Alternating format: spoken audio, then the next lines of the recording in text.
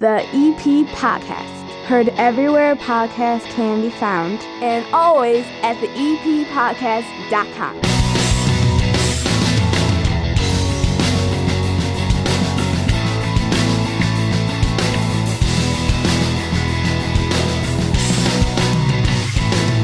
"2024 is in the books, and the EP Podcast on this episode takes you through the year that was, getting you ready for 2025. My name is Chris Lanuti, and thank you very much for listening to the EP Podcast, which has now been around for over 6 years and will mark its 7th anniversary in Evergreen Park in 2025. We've come a long way from the first time that I put a tent up at an event and everybody said, "Who is that guy and why is he so crazy?" And now you're all listening to podcasts. It's amazing. And for most of the years you have been listening to the EP Podcast, it has been brought to you proudly by the First National Bank of Evergreen Park. Let me tell you something. I appreciate this group so much. They are the reason, one of the big reasons, that the EP Podcast made it this far. And they take care of their customers. They take care of me. They got my business account, my personal account. They got all the kids' accounts. You get free ATMs nationwide with their checking accounts. You get a $300 bonus with qualifying activities. You get mobile banking tools second to none. There's no overdraft fees. And if you have a problem, a person, an actual human being, is there to help you. And I never need an appointment. It's an old school bank doing new school things right on the corner of 95th and Pulaski. Go in and see them today. The First National Bank of Evergreen Park, member FDIC. As we have done every year for New Year's Eve and New Year's Day, we present a clip show of the previous year. Some of the best stuff that you may have heard or may not have heard on the EP Podcast. Remember, we're on demand, so if you hear a clip and you're like, "I missed that," you can go back and listen to it. You can hear every show of the last 7 years. It's a public record of everything that has happened in Evergreen Park. But these were some of the episodes. These were some of the interviews that got the most listens in 2024. Whether it was our first interview with Village Trustee Carol Kyle, after a boil order was issued in Evergreen Park, we had in an expert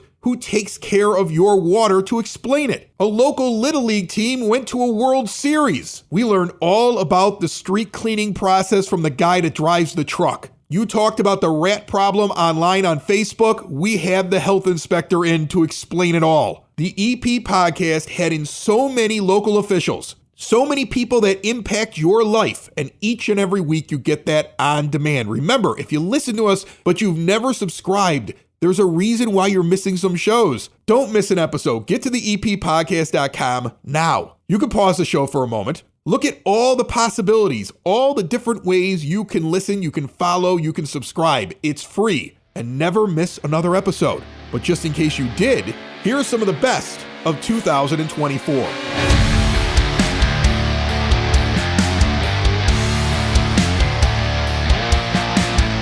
I always love when we get somebody new who has been listening to the show for a while, who's been on my wish list to talk to. Carol Kyle is one of your many village trustees. How are you, Carol? I'm very good, thank you. I'm glad for the invitation to see this beautiful bar you built.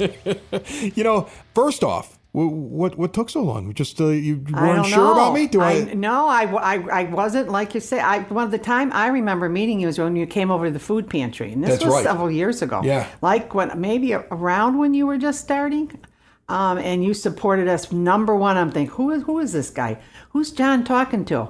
I liked you then. Thank you. Yeah. I appreciate Yes, that. yes. I love what the food pantry does over there. I think that it's, and the way that it's run, and the way that they have, their set of rules, but they're not going to turn anybody away. No, we don't. Who needs No, we anything. don't. And No. it just feels like there's so many people in the community that are working at it. You get a lot of young kids that come over there and volunteer. Amazing. It is really just, you always hear the phrase, it takes a village.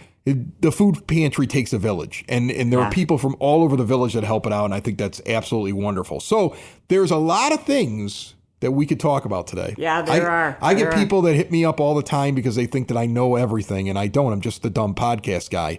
But you probably have some answers for me. So, but before we get into those, a couple basic ones. Where in Evergreen are you? Like, what quadrant are you in? Well, I currently live and have for the last 47 years the Southwest. Okay. I mean Southeast. Southeast. I was born and raised in Northeast on 87th and Mozart. Okay. Got married. When I got married, we bought our first and only house, our starter home, in the Southeast quadrant. My 2 children have chosen to stay in Evergreen, thank the Lord, and their homes are in the southwest quadrant. So I've just about been in every quadrant, not necessarily living, but very active. And then, of course, the sports and everything else, they've been in the northeast quadrant also, northwest. Do you see the differences in the quadrants? Because I always say everything is pretty much the same, but everybody acts like this is my territory. Where do you live? I live over here. Oh. Like, I get that all the time. It's kind of like parishes. Yeah. It's like parishes. I don't know. I think it's south side. I don't necessarily think that there's difference with the quadrants and people. I'm from this quadrant, you're from this quadrant. I see a lot of community things because there's stuff on both sides, not only sports, but schools, activities. So, yeah, I don't see the big division, but people do say it. Like they say parishes. Well, I think what's funny is that there's been a push, I think, in the last 5 years to really unify everything. Now you see events happening over at Sexton Park that we probably didn't have as many of them going on over there. And everything used to always kind of sit on the other side of town. You see that even the summer concert series, it's moving. It has It's not moved. in one location, which I think is It great. has moved. And But that's because there is more space, like Sexton Park. Yeah. The park, of course, Sexton Park, it really is. Well, I like when it moves around. I do think that's too. the thing. I mean, you see things over at Yukich, you see things over at Sexton Park, you see things over at Klein Park or Circle Right. Park, whatever you want to call it. Right. And so I think that's great that it moves around. You became a trustee when? Because I believe you've been a trustee for a little while now. Oh, yeah. Yeah. I was appointed as a trustee in February of 1988. It was after my father passed away, Robert Norris, who was a trustee. And that's what Norris Field, that's who Norris Field is named after, Norris right? Field was named after my dad. Jim Sexton was a young trustee at the time, was very fond of my dad, and did his history and looked it up and saw everything that he had done. So as my dad was dying of cancer, my dad knew, thanks to Jim Sexton, that there was going to be a park named after him. That was pretty cool. That is cool. It's very cool. I always find it so interesting that that there are families or there are just lines in Evergreen Park that choose the service of serving Evergreen Park as like part of their almost like their family line or their destiny or whatever it is. I mean, and it's not like it's handpicked for you, right? I mean, you're elected and everything else like that, but it's like you choose to go out there and fix problems and pay attention to what's going on inside of you mentioned the food pantry. Right. You're not just a trustee, you're helping out at the food pantry. Right. I started with the food pantry when I retired from teaching. That's what I did for my career. As far as Norris Field, I mean, I was young and I had 2 little ones, and they asked, I was a precinct captain, and I got a phone call one night and they said, would you be interested? And we would really like a woman trustee. Yeah. So this goes to show you, boy, back then, at that time, there was no woman trustee. So. Are you the first? No. No. Okay. Jean Krupiak was the first. Okay. Yes. No, I was the second. So you get in there. Oh, I get in there, but it just wasn't a hands down. No. I had to do a resume. There were interviews. There were like 15 people that ran for that position, and I was lucky enough. They picked me. Didn't know why I was doing it at the time, but thought, my dad had just passed away and I was staying home and I was a teacher and got involved, and here I am many more years later. Did you get that from Dad, the idea of being involved in the community and The whole working at those family things? is. Yeah. I have a brother and a sister that are involved in special needs, and they're administrators at places. Yes, my other brothers are firemen. Yeah. Kitchen table talk. Yeah. Mm-hmm. Kind of gets you going, right? Like I always thought that I would never do anything in law enforcement, and the whole There you family go. was law enforcement, and then all of a Right. sudden I was working in a 911 center for 10 years. And you liked it. Even though I was a radio broadcaster, somehow Yeah, they got me eventually Right. to go in there and do that job for a little Right. bit. If I go to a village board meeting, are you a big question asker or are you I quiet? am. I'm one of them. Yep. Yeah? I'm a Mark Marzullo. Yeah? Yeah. Not You as dive in not on as him? not as much, but yeah, pretty close. Yeah. I dive in. That's Yeah. awesome. Well, if you want to, it's every other week, the village meetings. You can go see Carol in action. And I really appreciate you coming down here and joining me on the podcast. Carol Kyle, one of our trustees, thanks so much. Thank you so much. I finally got to see the bar. I know. It's beautiful. You like it? I like it. Okay. I like it. We are at Day at the Park, the Food Truck Festival, and I have a very special guest. Brian Harmon is the head coach of the 10-year-old Cal Ripken Evergreen Park baseball club team. The all-star team, essentially, is what this is, right? That's a mouthful, yes. Yeah, that's a lot, but I think I got it right, Yes, right? Okay, correct. so you guys have been invited, and I believe this is for the first time ever, to the Cal Ripken Little League World Series in Crown Point, Indiana, correct? Yes. So we won the Cal Ripken State Championship for Illinois, Yeah. which gave us a bid in the Ohio Valley Regional. So we had 13 families down in Lexington, Kentucky last weekend. Had a great tournament, a lot of fun, a lot of good time for the boys, run around the hotel, and so they did very well. We actually were finished runner-ups, probably also maybe one of the first times we've done that in the history of our club. So we left there kind of thinking baseball was over for the summer. It was a great season. Today is Thursday. Got a call yesterday about 3 o'clock from Babe Ruth headquarters that we were invited to the World Series in Crown Point, Indiana. So That's amazing. I mean, that's so cool. And then you got to reach out to the kids and be like, kids, guess what? Pack your bags. Normally when you said we're going to Crown Point, they wouldn't be excited, but this is exciting. Like, you were telling me the countries you'll be playing, because you're going to start against international Little League champions right off the bat. Yeah. Who are you facing again in your initial pod? yeah, so we don't have the schedule yet, but there's 24 teams, 20 from the States, and then there's 4, one from Australia, one from Czech Republic, one from Germany, and then Australia. So people from Australia coming to Crown Point, Indiana for 10-year-old baseball. I mean, I've done that flight one time in my life. I don't know how a bunch of 10-year-olds are going to make it across. That's a long flight. Yeah. They're going to be worn out, but excited. Okay, and they're probably going to be walking around breaking Foster's beer cans on their heads. They're from Australia. Maybe we'll play them on their travel day and they'll be tired. That's a different breed of kid from Australia. The Aussies are a little nuts, so that'll be fun. Your kids get exposed to that. Yeah. So getting ready for it, first of all, it's like what, first weekend or second weekend of August? Yeah, so it's August 8th. They'll have like an opening ceremony. Yeah. And the kids all get like uniforms. We'll march in with our state flag. There'll be a big ceremony. Then they'll have like a skills competition on the 9th, and then we'll start games on the 10th. So Saturday the 10th, and it really runs through the next Saturday. So we'll have games kind of throughout that week. Do you practice in advance now? Sure. Are you like, does it get intense, or do you say I don't want to do anything that will make them nervous? Like, just kind of like, hey, we're going to have normal practices. Yeah. Remember how to throw a baseball. You guys are good. Let's go have fun, right? Yeah, that's been our goal all along. I mean, this is 10-year-old baseball. It's always fun. It's never intense. This is completely about the experience, to be able to go and play against all these different states, all these different countries. Like, they're going to remember this the rest of their lives. And, if we're competitive, that's great, but it's really more about the experience for those boys and the families. It's really going to be a neat experience for them. Listen, you got to be prepared too. You go deep in this thing, you might be doing press. Yeah, you might have to talk.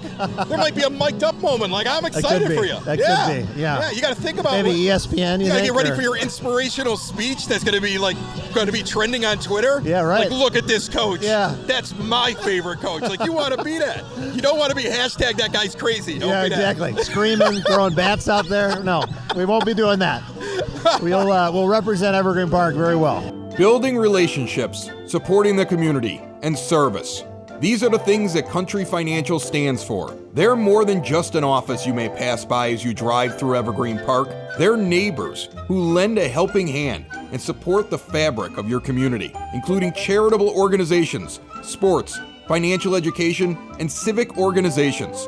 And since Country is already your neighbor, they want to get together and chat. Call your local Country Financial representative, Mike Thauer, today at 708-425-1559 to talk about the things that are important to you and how he can help you protect them. Sitting down here at the 9-foot homemade oak bar, we have Mike Ward. He's with Evergreen Park Public Works Water Management, and he's the perfect guy to bring in here because there was a hubbub just recently about a boil order in the EP. How are you, Mike? Good. How are you, Chris? I'm good. I appreciate you stopping by and talking with me. Yeah, no problem. So I kind of got this because I think you and I had a conversation once. You came over here and tested my water, which was like a random test. You do that from time to time. You'll stop by houses and you'll be like, hey, we're just making sure everything's going well and doing the individual houses. Is that how often do you do that?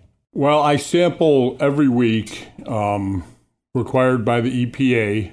And those are routine samples. What I did here was come over after a water main break on 99th Street. That's right. I remember that now. You came in and you were like, I just want to double check a couple of houses individually. You were getting good readings, like overall. Yes. But you were like, just a precaution. I want to make sure everything's okay. Yeah, just to take a special sample, additional sample during my weekly sampling. If there's a main break and it's bad enough where they have to throttle down valves, I'll try to take a sample between the distance that the valves were turned down. So in this case, it would have been like half a block on 99th Street. You know, I'm one of those people that I'm a tap water kid. You know, I'm a child of the 80s. I grew up in Chicago nearby Evergreen Park. I've been here now for 18 years. And I'm a tap water family. We don't keep a lot of bottled water around. I keep it for the guests sometimes. But I drink the tap water. We use the tap water to boil, to cook food with. So it's important to me that I feel like it's safe. Now, Chicago provides to Evergreen Park, correct? That is right. Okay, yes. so Evergreen essentially is paying Chicago to bring the water in. I'm sure that comes out of our property taxes or some kind of bill somewhere. It might actually be, if I'm not mistaken, I get a water bill every 3 months, right? That's correct, yes. That's what I'm getting. Okay. So, and then we're kind of beholden to what they're charging the village, right? I mean, it's kind of like they look at us and say, hey, we have all the water. This is what we're charging you. Yeah.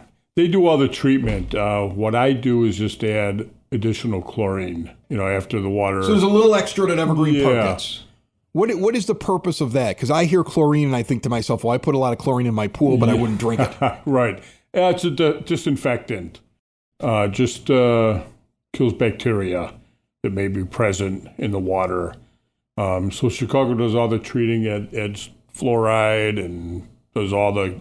You go on Chicago Water Management's website and you can see what the comprehensive chemical analysis is that the Chicago Water Management does on the water. If you're interested in that, and even chromium-6 is another, problem chemical that is people are concerned with. Showing up in water. I want to get into that in a second. Let's get to the boil order thing, though, first, because I know people are curious about that. So you correct me if I'm wrong. Evergreen Park's getting their water from Chicago, but it doesn't all come through one singular pipe. It's being fed. Different areas are getting it fed from different pumping stations in Chicago, correct? Mm-hmm, that is right. All right, so there is that one section is to the east of Evergreen Park, okay, right up against Beverly. And that boil order was mostly Chicago and a very small strip, very important strip still, of Evergreen Park. But that's coming off of one station. And I remember a few years ago, there was a problem with water pressure from that Chicago station. And because the water wasn't pressurized enough, there was a chance that contaminants could get in. And that's why there was the boil order a few years ago there. Is this the same thing? Yes. It just, whatever happened with the city at the Roseland pumping station caused pressure to drop enough to where Chicago Water Management, consulting with the Illinois EPA, thought it would be a good idea to just issue that boil order for the areas affected, which were Beverly, Morgan Park, and Auburn Gresham. The reason that those few houses on California were included in that boil order is for whatever reason they get their water directly from the city of Chicago and not Evergreen Park's water distribution system. Okay. So they may get a bill from Evergreen Park, which is your garbage pickup. But I think as far as water and also their sewer charges are from Chicago. So for whatever reason, those homes in Evergreen Park... How the pipes were made. The pipes were not made exactly with the borders. Yeah, just on that stretch, their water comes from the city of Chicago. So those few homes in Evergreen Park were affected by the boil order. So explain the pressure thing to me, because I had somebody ask me about it. Sure. Because I was trying to tell somebody, I was like, I think this is because of pressure coming out of a station. It's over there, because I remember that from a couple of years ago. And they're like, well, why does pressure make a difference? And I was like, I don't know. Like if the water slows down, more stuff comes out of the pipes. Like I couldn't figure it out. Yeah, I think when a pipe becomes unpressurized, contaminants can then enter the pipe from the ground. When a pipe is pressurized, if there's a break in the pipe, water Move so fast, it's not getting through the crack and getting in there. well, it's escaping the pipe, not allowing anything into the pipe, as long as the pipe is pressurized. Oh, so here I'm getting this now. So Yeah. so I'm picturing, let's say we have a stretch of pipe. It's an old pipe. It's been under there forever, because you have to think about the infrastructure of this entire city is old. Mm-hmm. I just had the pipes in my house redone. We had a leak where what happened was the drain pipe underneath the kitchen sink broke, and so when you were running water in there, it was dripping into the basement. So then I had a plumber come over, and as he removes that pipe, another section of pipe in the house just falls. No. And he's like, oh no, it's not connected anymore, because the pipes in the house are so old that the rust, like where everything's screwed in, it's all come loose, and there's these cracks and there's these openings. So he redid the whole thing with PVC pipe. He's like, I've already got to open up your wall in 2 places. Do you want me to finish this? And I'm like, yes, just finish it. So we did the whole thing, and now it's all redone in there. But he's like, this is going to happen to all these houses, and this is what's going on underneath the ground. So what you're describing is there's a possibility that some of the pipes that are part of the infrastructure, either in Chicago or moving in Evergreen Park, may eventually have wear and tear, and you'll have these cracks. If there's so much pressure, water's going out, so contaminants can't get in. When the pressure drops, now all of a sudden the contaminants can get in through the cracks. That's I guess, a good layman's explanation. That's a podcaster's explanation. Yeah, no, that sounds great. It sounds great to me. Yeah. Yeah, works for me. Yeah. Mike Ward from Evergreen Park Public Thank you, Chris. Works, Water Management. Thanks so much for stopping by. Yeah, no problem. If you want to do it again, we'll see how things go. Cool.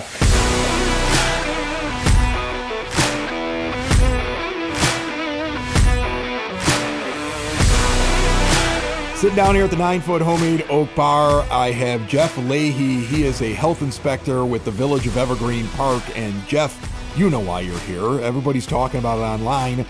There's rats. Now, we've always had a rat problem, but going back to Mayor Vacco, Mayor Sexton, and now Mayor Burke, they've always made it a priority. So we've always had, each Friday, we go out into the neighborhood and we bait. No other community does this. You know, Chicago used to bait the alleys, but we don't do that because that's too dangerous. Yeah.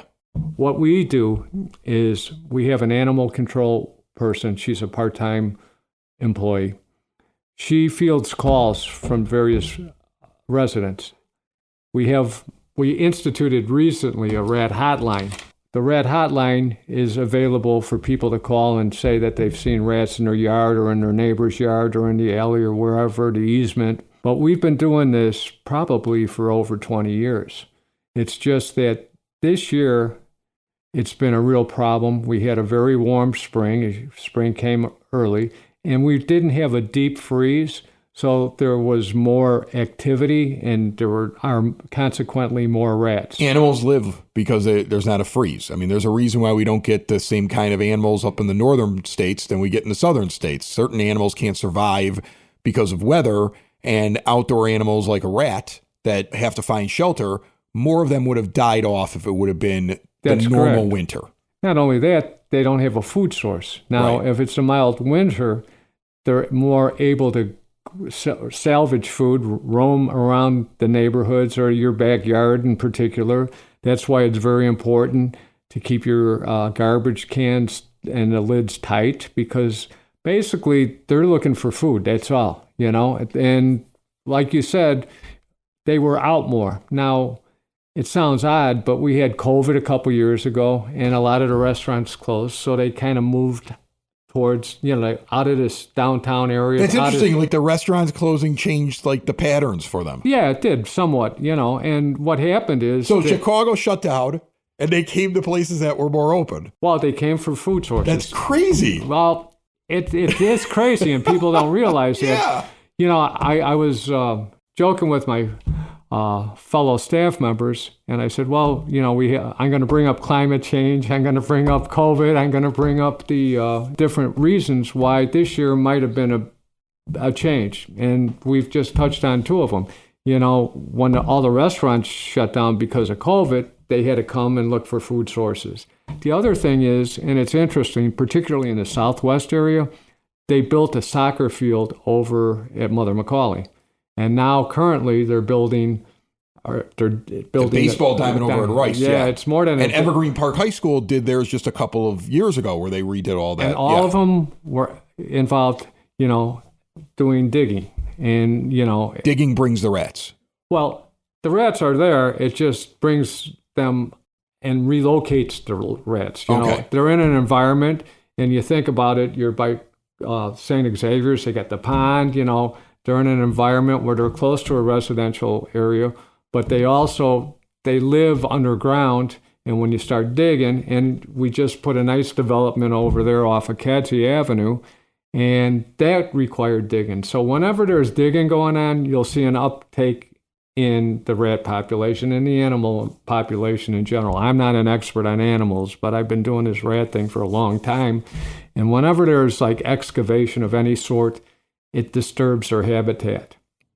And prevention is a lot better than the cure. I mean, there are things, and I said already about the bird feeders. I said also not to ground feed. I also said the dog feces. But also, it's just in general, you want to store your bird feed, your bird seed, your grass seed. You want to put it in a secure container, and you're less likely. Now we'll go in a garage and we'll abate it, and you can see where the rats do their business, and the rats poo is a lot bigger than a mouse poo. Okay, and so the mice is like tiny little pebbles, tiny. Yeah. And the rat's probably about a half an inch in length. So that looks different. Okay. It does look different. Yeah, okay. And if it's gray, and like real gray, that means it's probably been there and they're gone, because if I go into a garage and I see there's mice or droppings or rat droppings, and it's real gray and it's not like almost metallic. They haven't been there. They haven't been there in a long time. Right. I've learned so much today. I love this. It's all true. It's little things that mean a lot. 708-577-7287. Give a call. That's the rat hotline here in Evergreen Park, 708-577-7287. Jeff here is going to take care of you. He's going to get the right people out, professionals who are going to do a professional job going after the rats, and they're fighting a battle. And I was going to ask you, where in Evergreen are they most prevalent? But I think I can figure it out now, because you're like, where are we digging? Where we're digging is probably where they're at the most. When you're leaving a lot of things in your backyard that they can eat, that's where they're hanging out. And so if you want to know where they're at or how to avoid having them come to your home, I think you learned an awful lot. And Jeff, I really appreciate you jumping on the EP podcast. Well, thank you very much. It's a pleasure.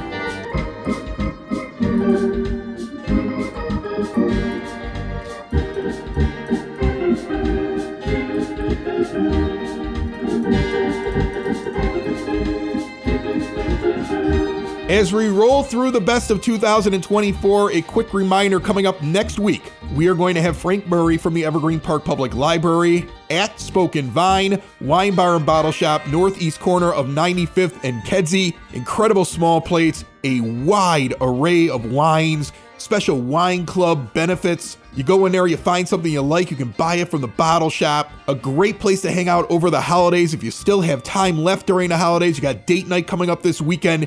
Get over there to Spoken Vine. See more at SpokenVineWines.com. Frank's coming up soon. Every month we have our medical segment with OSF Little Company of Mary. You're going to hear about more that's going on with the high school and with District 124 and everything going on in your village. As we head to the end here of this show, I want to say thank you so much for a good 2024, and I look forward to 2025 with you right here on the EP Podcast.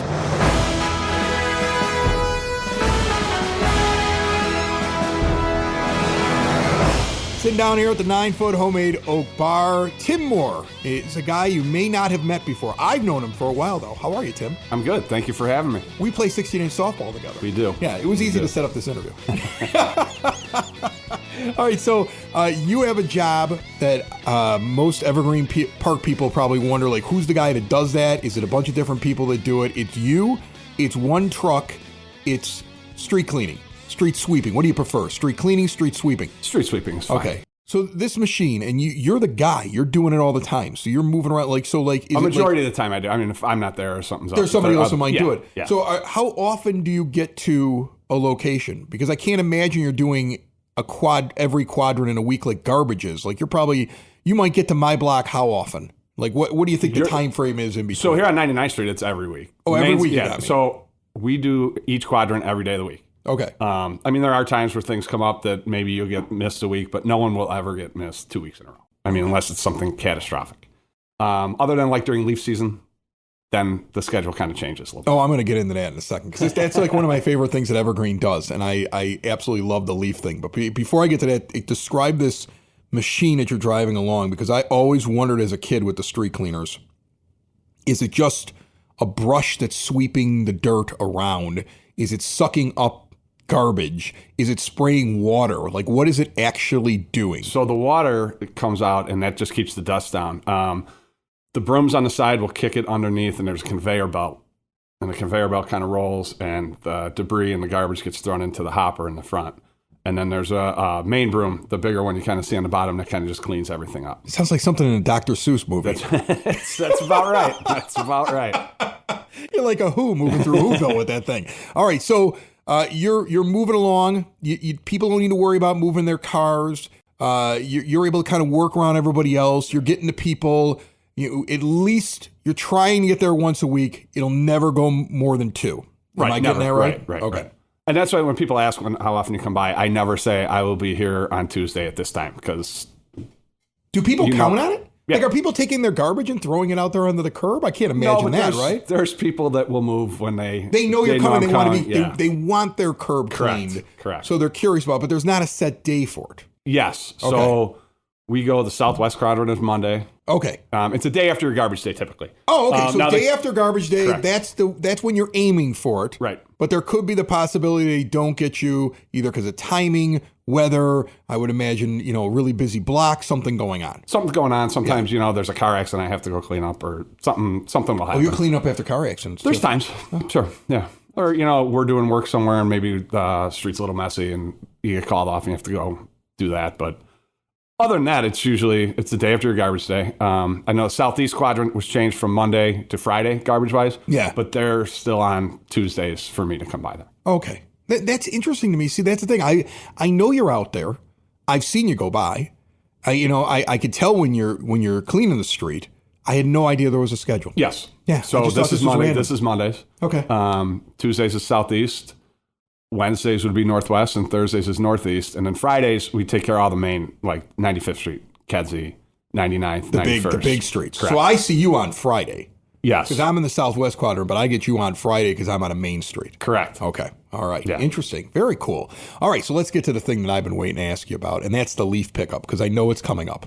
And Be here sooner. I love it. Okay. Listen, I think it's the coolest thing in the world. I get the impression that if I look at the Village newsletter the last couple of years, they continue to try to encourage people to put to pack up the leaves. Like, you don't need to throw every leaf into the street. Right. I just go out there with the blower and I'm just firing them. Like, it's fun for me. And I'm on 99th. So I know you're going to come along and you're going to get mine because you don't want to leave them out there. So mine, I just feel like they're not going to stay out there very, very, very long, and I will stack them up right there on the curb. So is that something that everybody's doing still? Have you seen people start to pack them up more often, or do you just know leaves are going to start falling and I've got a lot of work to do? Well, in the beginning, when they start falling early in the fall, a lot of people do use their green cans.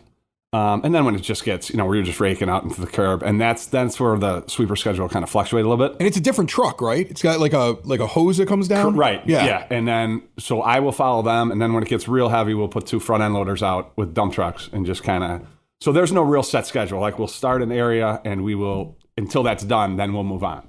Yeah. So it's not like, hey, you're supposed to be here Monday. During leaf season, it changes until... Leaf season is like you're just trying to keep up. Yeah, we're trying to keep up. Exactly. There's a lot of trees here. I don't know if you've noticed that. And it's about 2 weeks of where it gets really bad. And then, so we keep up the best we can. The kids love it, though. Yeah, the kids love the leaves. They jump in the leaves and everything like that. File. I had to make a rule, especially because we're on 99th, but I had to make a rule. Like, Dad will keep them on the grass for a while. But when I kick them into the street, do not go out there and jump in to the pile of leaves. Do you get nervous that there could be a kid just hanging out in the leaves as you're going along with the, it feels like something out of Willy Wonka. Do you get a little nervous? That there might be one that's decided to go jump in the pile of leaves? At times, but it's funny you say that. This is probably about 25 years ago. We were picking leaves up with the 2 unloaders in the dump truck. We have a huge pile of leaves in our yard where we dump them. And our boss, Vince Aparo at the time, came running out screaming that a mother was on the phone thinking that her child was scooped up in the back of a dump truck. Now that does sound like Willy Wonka, like just getting sucked up the tube. Yeah, it turned out the child was not there, playing in the house somewhere, but yeah, we were out looking through. You must have been freaked. We didn't really know what, Yeah. So that was interesting. Yeah, that was a while ago. All right, that's the only real close call we've had with something. Yeah, that's crazy. That's amazing, though. Yeah. I mean, that's like one of the things I used to tell them. I'm like, well, the leaves are fun, play in the leaves, but they do have a machine that comes along and sucks them up, and you don't want to be sucked up in the leaves. Right. Little did I know that was something that somebody thought happened to their kid one time. Didn't actually happen, though. So that's a good thing. It didn't actually happen. You've been doing this for a while, though, right? Yeah, I've been with the village 32 years, and I've probably been driving a sweeper probably close to 20. Is it the best job in your public works department? Is that why you've been doing it for so long? A lot of people tell me that. You're like, I don't mind it at all. I'm keeping this. Yeah, exactly. Yeah. Well, look, I appreciate you stopping by. You don't get any weird things that get thrown out there with the leaves, do you? I imagine you get somebody who tries to throw extra stuff in there that's not leaves. The leaves, sometimes there's, there'll be garbage or concrete or something like that in there. But no, I mean, nothing too crazy. Nothing too crazy in there. All right. So a set schedule. Yep. You're hitting them generally the day after garbage. Correct. You're hitting the busy streets on Fridays. Right. Don't let your kids play in the leaves in the street. Don't do that. Keep an eye on them. And Tim Moore may have the coolest job in Evergreen Park Public Works. That's awesome. Tim, thanks so much, man. Thank you for having me. It's the EP Podcast, all things Evergreen Park. It's the EP Podcast, Evergreen Park.